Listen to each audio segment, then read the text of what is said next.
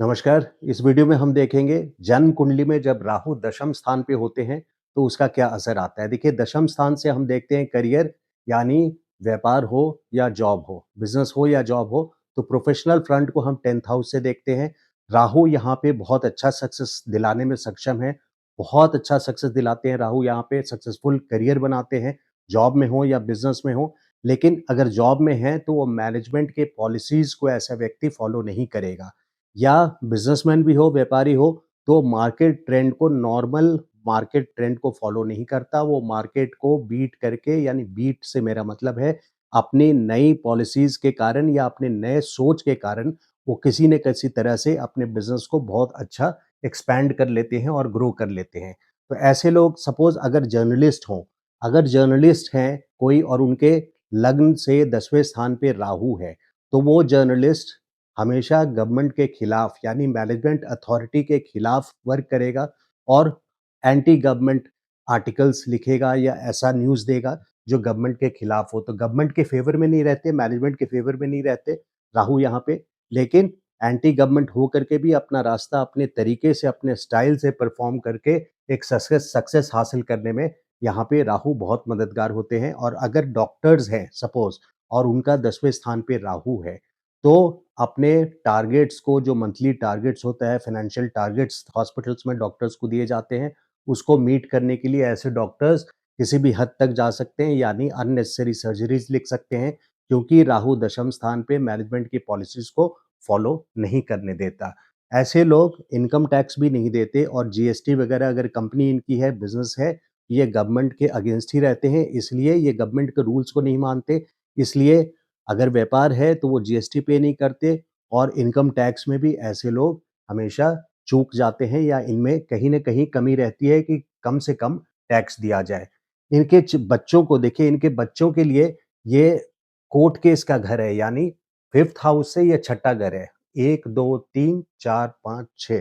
तो आपके जिनके जन्म कुंडली में राहु दशम स्थान है में है, उनके बच्चों के लिए, बच्चे उनके हमेशा लिटिगेशन में, यानी कोर्ट केसेस में जीतेंगे, क्योंकि छठे घर का राहु विजय प्राप्त करवाता है, यानी विक्ट्री ओवर लिटिगेशन देता है। तो ये 5th हाउस से 6th हाउस है, राहु स्थित है, जिसके वजह से बच्चों को कोर्ट केसेस में हमेशा विक्ट्री मिलती है।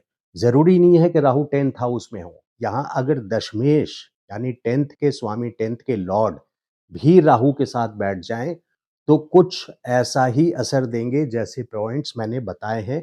उतना ज़्यादा नहीं, थोड़ा कम, लेकिन सिमिलर रिजल्ट्स देने में सक्षम हैं। अगर दशमेश राहु कहीं और स्थित है, सपोज़ राहु इस घर में है और 10th हाउस के लॉर्ड भी इस घर में चले गए, तो वो नियम को नहीं मानेंगे, गवर्नमेंट टैक्स में चोरी करेंगे और जीएसटी नहीं पे करेंगे, या अपनी पॉलिसीज़ बना कर के चलेंगे अपने करियर में। मार्केट को अपबीट तरीके से देखेंगे, अपबीट से मतलब है नॉर्मल ट्रेंड्स को ना फॉलो कर कर के अपने तरीके से ही न्यू रिजीम या न्यू स्टाइल से परफॉर्म करके अपने बिज़नेस को अच्छा सक्सेस हासिल करेंगे। बट दशमेश भी अगर राहु के साथ है, तो करियर में बहुत अच्छा सक्सेस मिलने के पूरे चांसेस हो जाते हैं। अब अगर मान लीजिए किसी का कन्या लग्न है, कन्या लग्न है, तो यहाँ पे आपकी मिथुन राशि आ जाती है। मिथुन राशि में राहु एग्ज़ाल्टेड होते हैं, यानी उच्च के होते हैं। ये बहुत फ्रेंडली राशि है राहु के लिए, तो यहाँ पे उस ऐसे व्यक्ति को सक्सेस और भी ज़्यादा मिलेगा, क्योंकि यहाँ राहु माया फैलाने में, अपने राहु एक हिप्नोटाइज़ करके अपने सारे काम करवाने में माहिर हैं, सक्षम हैं। ये अपने काम के लिए आपको किसी तरह से हिप्नोटाइज़ कर सकते हैं। जैसे आप साँप को की आँखों में देखें, तो कई लोग जो कहते हैं कि इनकी आँखों से आप एक को फॉर अ मिनट उसको आपको हिप्नोटाइज़ कर लेते हैं, उसी तरह से राहु वाले माया फैलाने में माहिर हैं, और बुध की राशि इनको बहुत सूट करती है, ख़ास करके मिथुन राशि, तो यहाँ पे सक्सेस और ज़्यादा दिलवाएँगे। अब मान लीजिए किसी का कुंभ राशि है, मैं यहाँ पे 11 लिख देता हूँ, कुंभ राशि है, तो ऐसे में कर्म स्थान पे यहाँ पे वृश्चिक पड़ेगा और मंगल भी यहाँ पे स्थित है। राहु तो यहाँ 10वें में है ही, मंगल भी है। तो ऐसा व्यक्ति, चूँकि वृश्चिक राशि है, मंगल है, सिक्योरिटी लाइन में जाएगा या डिफेंस सेक्टर में जाएगा, कहीं न कहीं रिलेटेड रहेगा। लेकिन चूँकि राहु यहाँ पर है, बिकॉज़ राहु यहाँ पर प्लेस्ड है, इसलिए करप्ट प्रैक्टिसेज़ फॉलो करेगा, यानी ब्राइब वगैरह लेके कॉन्ट्रैक्ट्स, डिफेंस के कॉन्ट्रैक्ट्स देने में ये राहु वहाँ पे हेल्प करेगा। हेल्प मतलब वो अपने पर्सनल फ़ायदे के लिए डिफेंस के टेंडर्स अलॉट कर सकता है या सिक्योरिटी के कॉन्ट्रैक्ट्स टेंडर घूस दे करके ले सकता है या घूस ले सकता है सिक्योरिटी के टेंडर देने में। तो जिनके जन्म कुंडली में राहु 10वें स्थान पे हैं, ऐसा व्यक्ति ब्राइब यानी घूस दे करके भी अपना काम निकलवा करके, साम-दाम, दंड-भेद करके अपने सक्सेस के लिए कंटीन्यूअस वर्क करता है, काम करता है और वो हमेशा सक्सेस प्राप्त करके ही रहता है क्योंकि राहु 10th हाउस में भौतिक सक्सेस दिलाते मटीरियल सक्सेस दिलाते ही दिलाते हैं। मटीरियल सक्सेस यहाँ करियर से रिलेटेड है यानी बिज़नेस हो या जॉब हो। अब अगर किसी का मान लीजिए राहु यहाँ पर प्लेस्ड है, चाहे कोई भी राशि हो, कोई भी लग्न हो और राहु की महादशा चल रही हो, तो वो सक्सेस दिलाने में इनका डबल ट्रिपल क्योंकि फलित हो रहे हैं आपके दशा और जन्म कुंडली के राहु आपके दशम स्थान पे हैं, तो ऐसा व्यक्ति अपने करियर में बहुत ज़्यादा राइज़ करेगा जिसके जन्म कुंडली में दशम स्थान पे राहु है, पोज़ीशन दशम स्थान पे है और राहु की ही 18 सालों की महादशा चल रही हो।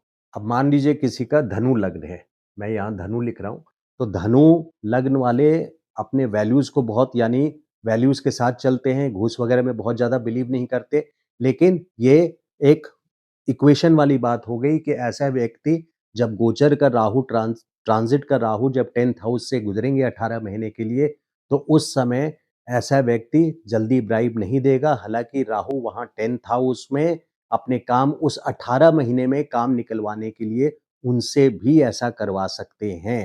हालाँकि इससे उनको बहुत तकलीफ होगी क्योंकि उनकी डीएनए ऐसी नहीं है, उनकी बनावट ऐसी नहीं है। ये लोग नीतिवान होते हैं और अगर अपने डीएनए से हट करके काम करना पड़े तो तकलीफ में रहते हैं। तो ऐसा व्यक्ति अगर ब्राइब देता भी है तो वो तकलीफ में रहेगा लेकिन गोचर का राहु उस समय उनसे भी ये करवा सकता है।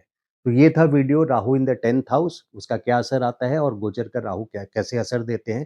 तो आप अगर आपको वीडियो अच्छा लगा हो तो लाइक कीजिए और सब चैनल को सब्सक्राइब नहीं किया अभी तक आपने तो सब्सक्राइब कीजिए। Thank you so much. नमस्कार।